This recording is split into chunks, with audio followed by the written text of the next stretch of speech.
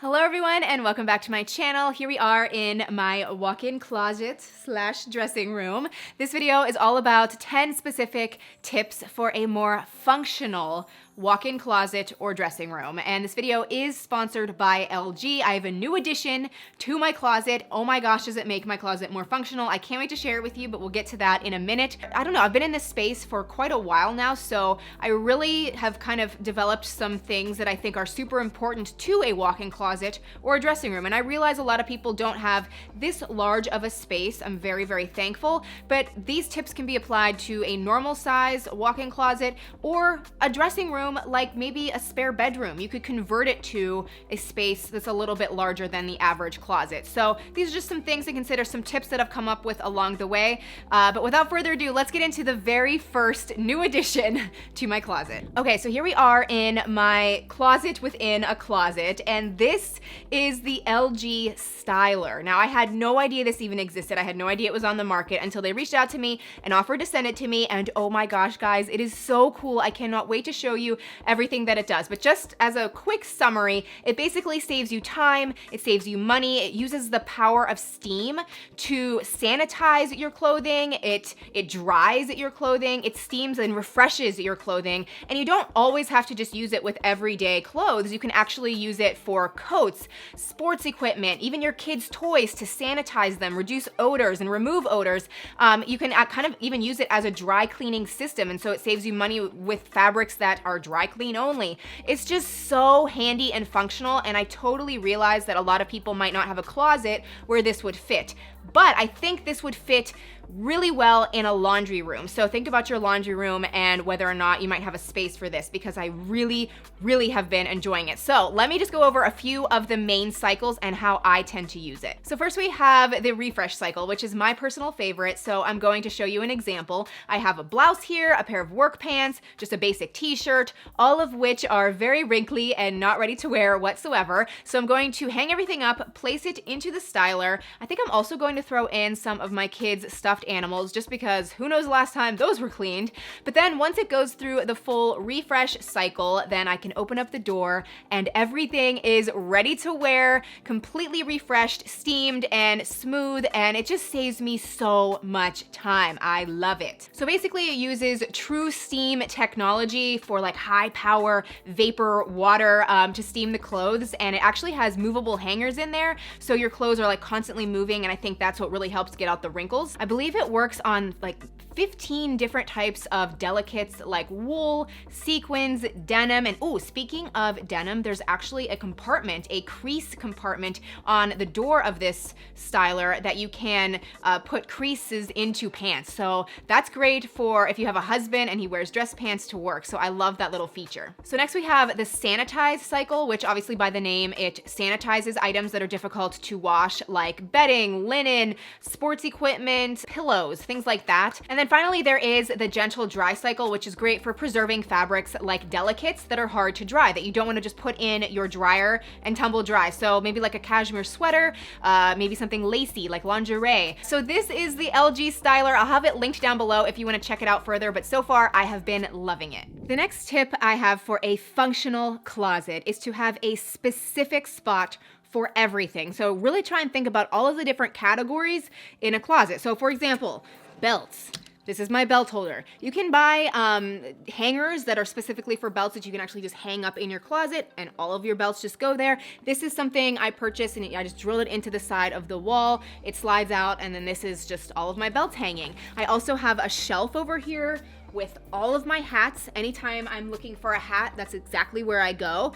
There's sunglasses, there's jewelry, there's just a lot of categories, and you need to find a specific spot for everything. And so not only does it help you keep things cleaner because everything has its own place, but it also helps you not lose things because again, everything has its own place. And if you run out of room in that spot, like your spot of sunglasses, you have no more room in that particular area, then you know you should not purchase any more sunglasses unless you purge a pair first. And so it also keeps you a little bit in check as well. So you really need to figure out your hanging versus folding preferences. This can be a big one. So for me, I'm kind of split down the middle. I really enjoy hanging up my tops, my blouses, my sweaters, my jackets. That's just what I like to do.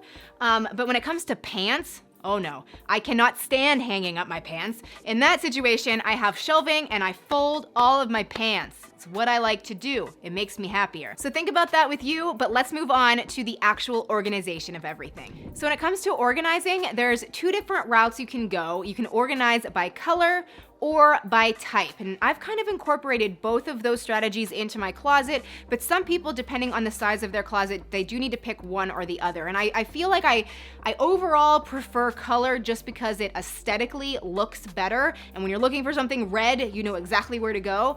But there is something to be said for organizing by type. All of your coats are in one section, all of your blouses are in another section, all of your sweaters are in another section. So I don't know, kind of think about what you prefer, and if you can incorporate both ways, I think that's the best. I have all of my sweaters here, and I did try to organize them by color.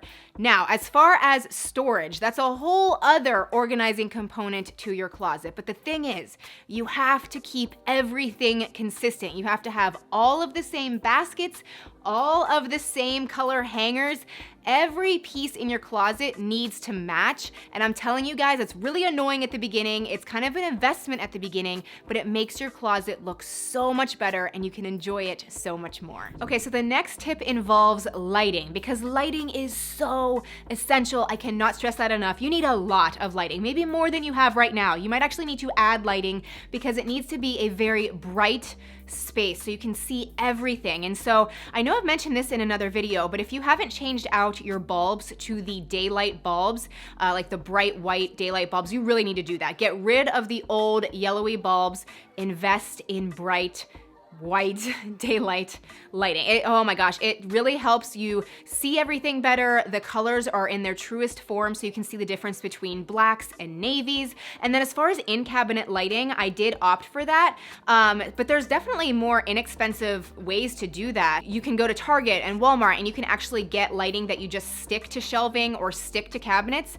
and it's just battery operated, and it really gives a lot of lighting for your space, and it also gives a nice boutique style look. So check that out. It's a really great addition. So this next tip, I totally realize a lot of people might not be able to do, but if you can swing it, I think it is so nice. And that is seating of some sort. So I have this lounge chair here. I realize it's pretty large, but you could even go for maybe just an ottoman if you have a smaller space, and you could even get an ottoman with storage, and then it would serve as a dual purpose. But there's just something about seating that makes it feel like a real room as opposed to just a closet holding all of your clothes. If you can somehow get seating, you can actually sit on it, put on your shoes. It's really functional, but again, it kind of elevates the space and makes it feel like a real room. The next tip that I really encourage you guys to somehow do is get a full-length mirror into your closet. I use mine so often, many times a day.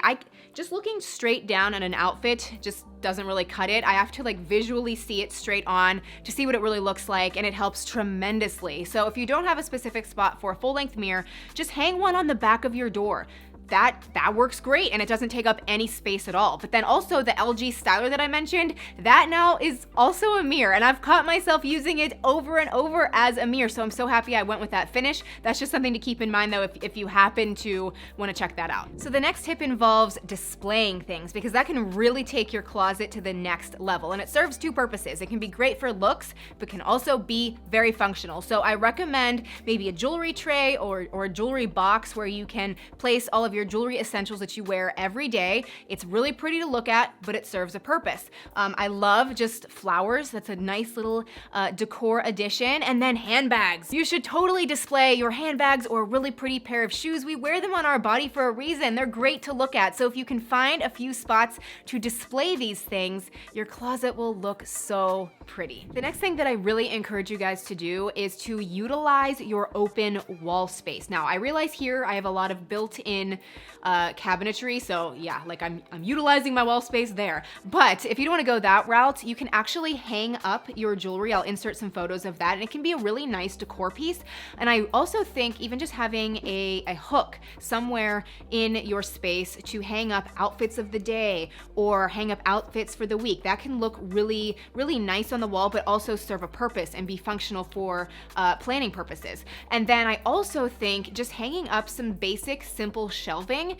You can get it at Target or Walmart, but that can be really great just to put your daily essentials. You can put your perfume, your keys, your wallet, and you know exactly where it goes. It looks kind of pretty, as like a nice decor piece on the wall, but again, is a functional thing in your room. So the last tip I have for you is to really understand the overall goal of your closet, which, hear me out. The overall goal is to actually enjoy your clothes and your accessories and your handbags and your shoes. You need to enjoy everything, and the only way that you can enjoy it is if you don't feel overwhelmed when you walk in. So you really do need to purge often. I know everyone says that, but you need to do that so that you can really see everything that you have and you know everything that you have.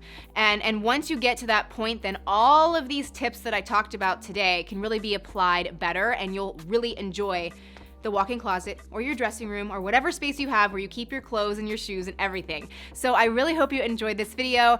If you did, give it a thumbs up. Be sure to subscribe if you're new. Thank you so much to LG for collaborating with me on this video as well. I'll have everything linked below that I talked about in this video. Thank you again, and I will see you very soon in my next one. Bye.